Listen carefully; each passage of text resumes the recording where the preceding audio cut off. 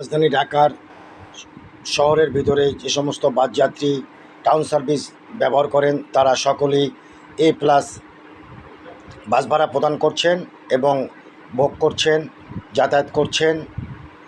সর্বোচ্চ B+, C, D, E, F ক্যাটাগরির বাসে।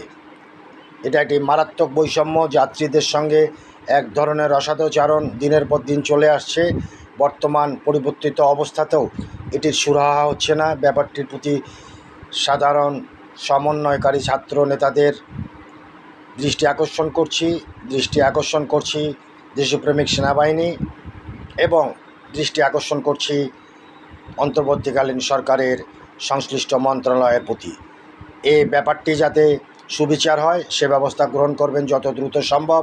সাধারণ যাত্রী যেন ভোগান্তি থেকে রক্ষা পায়, যেন উন্নত ধরনের টাউন সার্ভিস ব্যবস্থা শীঘ্রই চালু হয়। ভালো থাকবেন।